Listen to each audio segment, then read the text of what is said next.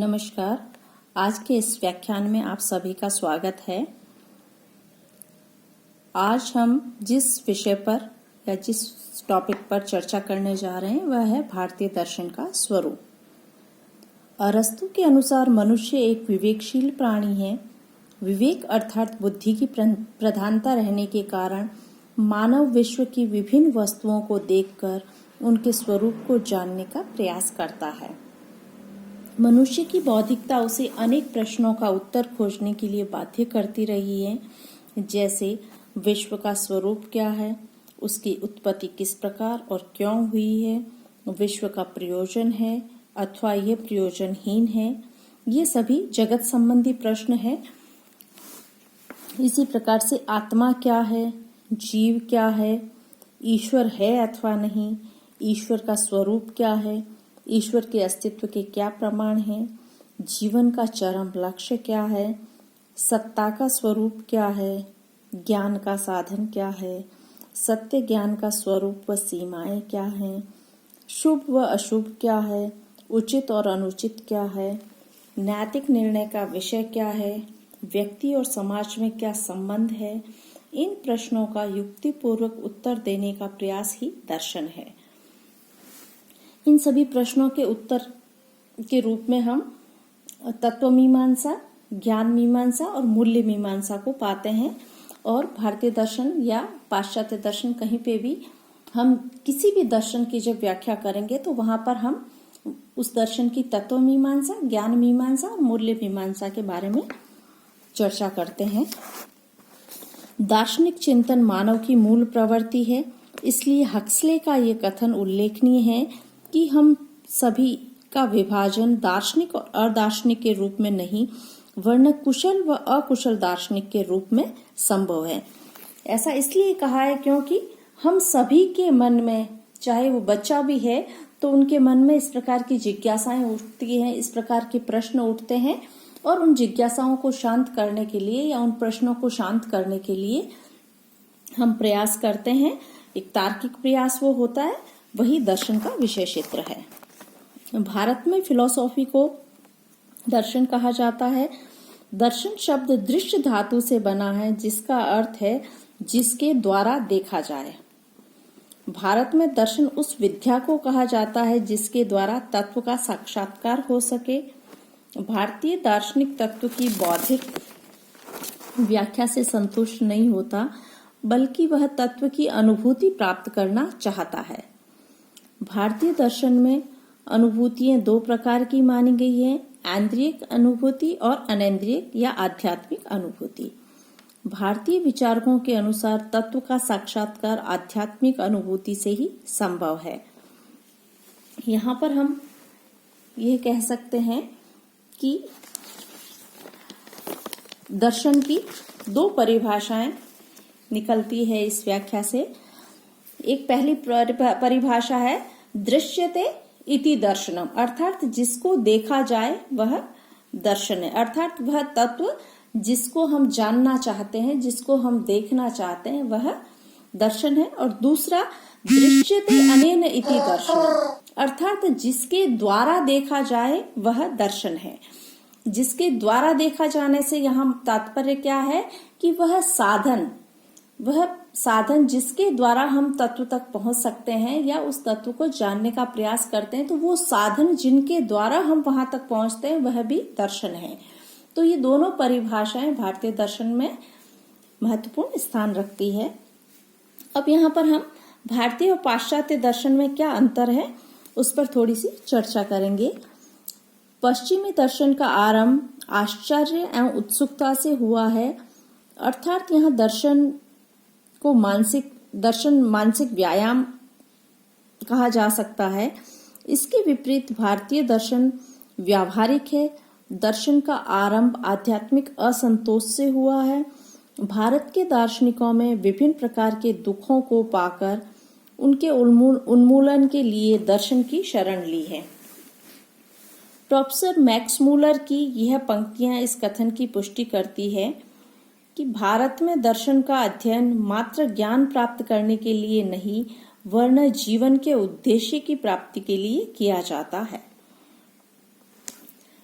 इसके बाद में हम भारतीय दर्शन का विभाजन किस प्रकार से हुआ उस पर भी थोड़ी चर्चा करेंगे, क्योंकि जब हम भारतीय दर्शन के स्वरूप के विषय में बात करते हैं तो उसके विभाजन की बात करना भी जरूरी हो जाता है।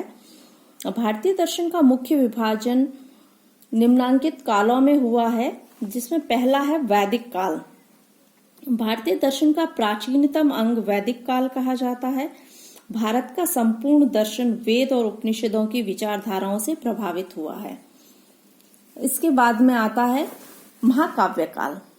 भारतीय दर्शन का दूसरा काल महाकाव्य काल है। इस काल में रामायण और महाभारत जैसी धार्मिक एवं दार्शनिक ग्रंथों की रचना हुई है। बौद्ध एवं जैन दर्शन इसी काल की देन है। इसके बाद में सूत्र काल आता है। भारतीय दर्शन का तीसरा काल सूत्र काल कहलाता है। इस काल में सूत्र साहित्य का निर्माण हुआ है। इसी काल में न्याय, वैशेषिक, सांख्य, योग, मीमांसा और वेदांत जैसे महत्वपूर्ण दर्शनों का निर्माण हुआ है। अगला वर्तमान तथा समसामयिक काल है। ये चौथा काल है। यह काल राजा राममोहन राय के समय से आरंभ हुआ। इस काल के मुख्य दार्शनिक गांधी, रविंद्रनाथ ठाकुर, डॉक्टर राधाकृष्णन, केसी भट्टाचार्य, स्वामी विवेकानंद, श्री अरविंद, इकबाल आदि मुख्य है। इसके बाद में हम भारतीय दर्शन का विभाजन या उस भारतीय दर्शन के संप्रदाय जो है उसके बारे में हम चर्चा करेंगे। भारतीय दर्शन में दो संप्रदायों में बांटा गया है, आस्तिक और नास्तिक। आस्तिक संप्रदाय के अंतर्गत न्याय, वैशेषिक, सांख्य, योग, मीमांसा और वेदांत दर्शन आते हैं, जबकि नास्तिक दर्शन के अंतर्गत चार्वाक, जैन और बौद्ध दर्शन का समावेश होता है। भारतीय विचारधारा में आस्तिक उसे कहा जाता है जो वेदों की प्रामाणिकता में विश्वास करता है, और जो वेदों की प्रामाणिकता में विश्वास नहीं करता वह नास्तिक दर्शन है। इस दृष्टिकोण से निम्नलिखित भारतीय दार्शनिक आस्तिक श्रेणी में रखे जाते हैं, जैसे न्याय, वैशेषिक, सांख्य, योग, मीमांसा और वेदांत। इन दर्शनों को षड दर्शन कहा जाता है। यह दर्शन किसी न किसी रूप में वेदों पर आधारित है।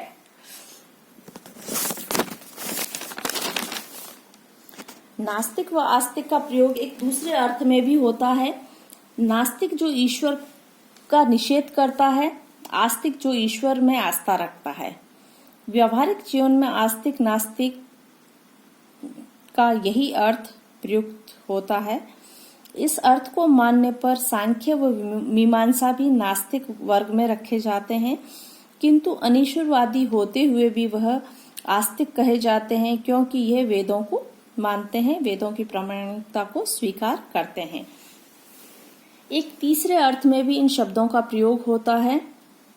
आस्तिक उसे कहा जाता है जो परलोक अर्थात स्वर्ग की सत्ता में विश्वास करता है, और नास्तिक जो परलोक की सत्ता में विश्वास नहीं करता। भारतीय दर्शन में आस्तिक नास्तिक इस अर्थ में प्रयोग नहीं हुए हैं। जैन व बौद्ध दर्शन भी आस्तिक दर्शन की श्रेणी में आते हैं। चार्वाक, जैन व बौद्ध दर्शन को पहले दो अर्थों में नास्तिक कहा जाता है, अर्थात वेदों को प्रामाणिक नहीं मानने व ईश्वर विचार का खंडन करने के कारण। तीनों अर्थों में एकमात्र चार्वाक ही नास्तिक है, इसलिए चार्वाक को नास्तिक शिरोमणि की उपाधि दी गई है।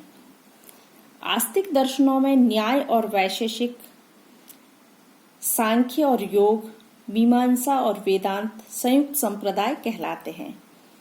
न्याय और वैशेषिक दर्शन मिलकर ही एक संपूर्ण दर्शन का निर्माण करते हैं। दोनों में न्यूनाधिक भेद हैं, फिर भी विश्वात्मा और परमात्मा अर्थात ईश्वर के संबंध में समान मत रखते हैं, इसलिए दोनों संयुक्त संप्रदाय के में न्याय वैशेषिक कहलाते हैं। सांख्य और योग भी पुरुष व प्रकृति के समान सिद्धांत को स्वीकार करते हैं, इसलिए दोनों का संकलन सांख्य योग के रूप में हुआ है। सांख्य योग व न्याय वैशेषिक का विकास स्वतंत्र रूप से हुआ है। इन दर्शनों पर वेद का परोक्ष प्रभाव पड़ा है। इसके विपरीत मीमांसा और वेदांत दर्शन पूर्णतः वेद पर आधारित है। मीमांसा कर्मकांड पर आधारित है, जबकि वेदांत ज्ञान कांड पर। दोनों दर्शनों में वेद के विचारों की अभिव्यक्ति हुई है, इसलिए दोनों को कभी कभी एक ही नाम मीमांसा से संबोधित किया जाता है। मीमांसा दर्शन को पूर्व मीमांसा अथवा कर्म मीमांसा तथा वेदांत दर्शन को उत्तर मीमांसा अथवा ज्ञान मीमांसा कहा जाता है। इस प्रकार हमारे इस व्याख्यान में आज भारतीय दर्शन के स्वरूप पर चर्चा हुई है और अगला व्याख्यान हम भारतीय दर्शन की विशेषताओं पर करें।